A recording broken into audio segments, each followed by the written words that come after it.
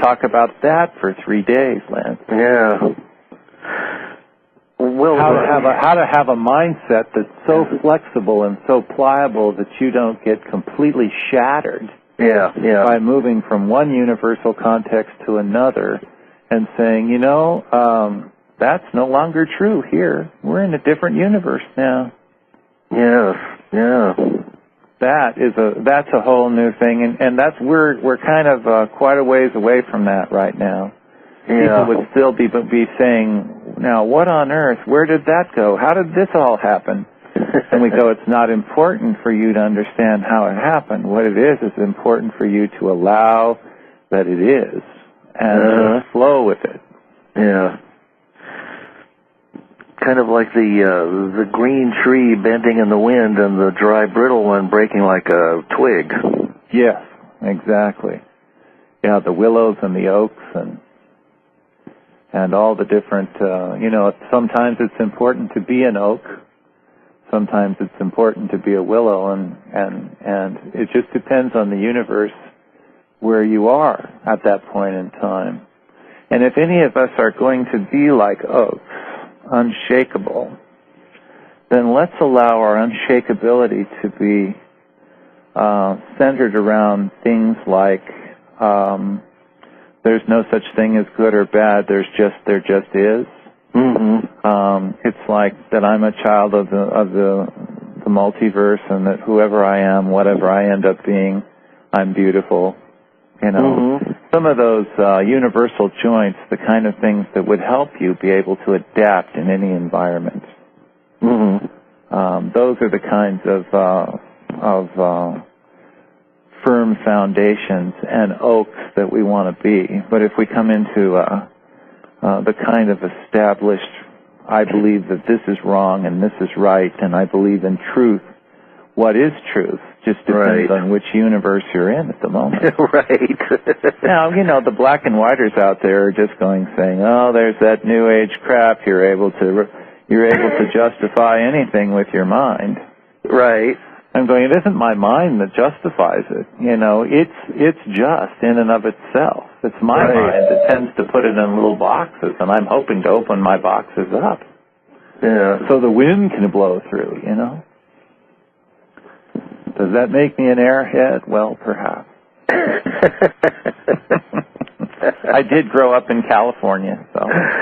Well, we have a reputation for that here, don't we? Well, it's a tough job, but somebody's got to do it. Somebody's got to do it. Well, the idea of being able to be, in alchemy, they have this phrase called the philosopher's stone. And it's supposed to be the goal and the quest of every alchemist. And when it comes right down to it, the nature of the philosopher's stone is it's an element which is called a universal catalyst. And when you apply the philosopher's stone to any situation, it can join together any two conflicting ideas into something that can harmonize with each other. In other words, it helps catalyze them into some kind of a useful, harmonious dance, So if I could develop within myself the philosopher's stone so that wherever I go, I season the place into such a place where even the saltiest of environment can be made palatable, where even the most strident noises can turn into music, where even the most desperate situations can find their place of hope, then I believe that I've become a very successful and effective alchemist, which is the true alchemy of the spirit. Do you find yourself attracting experiences to you because of that desire to be an alchemist, that you're having to transform and transmute? Absolutely, and it all takes place inside me. It's not so much the situation itself that needs to be transmuted, but rather the interpretation of the situation. Right. And so oftentimes, just in how I behave toward the various members of, like if there's a conflict or something, to be able to not muddy the thing up with my own prejudices and biases, but just simply enter the room with the idea that as citizens of the multiverse, every place we all come from is a good place and a right place. Every goal we have is a good goal and a right goal. Even if it involves something violent or strange, it's the only reason it's violent and strange is because we're short on our ability to be able to catalyze and find a solution that doesn't involve force or intense opposition. Okay. But when we come in with the proper attitude, the energy raises in the room, and as the energy raises, so do our amount of possibilities for resolution of conflict. So we'd say ascension is not necessarily a matter of altitude. Sometimes it's a matter of attitude. That's a good one. Yes, and the guides have lots of little phrases, little zingy ones that they've given me over the years. I remember saying to the guides, one time I was concerned because I was channeling what I thought at the time might have been evil forces. How did I know? I was opening myself up to this new information. I was saying, what if over the course of time, I'm doing all this channeling, I happen to lose myself in the process? And I was thinking that maybe the guides were going to comfort me and say, don't worry, we'll remind you who you are, we'll hang on to you. But instead, the host guide into the system, who is an alchemist named Belshazzar, he simply said, well, there would be an upside to that. If you lost yourself, then you wouldn't be here to know that you're gone. And then I could hear him in the background kind of laughing, because sometimes the very question itself reveals our adherence to limitation thinking. And once we see it in the light of that, everything sort of evaporates. The fears, the concerns, the hesitancies. But first it has to come out into the light, and we have to own it, So my dear friend who said, can you ask the guides when I'm going to wake up? Say, don't you understand the very fact that you're asking that question means you're awake? Yeah. And the idea of when is sort of irrelevant to the picture. The idea is you're in process now, which is a process of awakening. The fact that your human frame doesn't carry all of the bits of information you might want at a moment's notice doesn't mean anything other than the fact that you've elected to walk into this particular movie instead of the one that's playing down the hall. Yeah, interesting.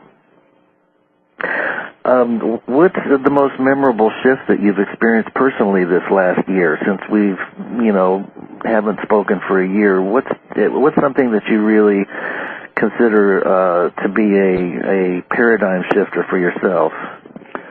Well, one of the huge paradigm shifts for me has been in the area of work and business. For years and years, I was, I've had a dear friend, Nina, who's been kind of a helpmeet and a supporter and a cheerleader, and she made her living for a good deal of the time working in the area of insurance, and she's done that for over 30 years, and some doorways opened up for us this year, and actually around April or May of last year, and I felt a calling to get involved with one particular aspect of her insurance work that involved working with uninsured people and people through DSHS and a particular dental plan that she's involved with. And one that she actually created about 8 years ago for AIDS patients.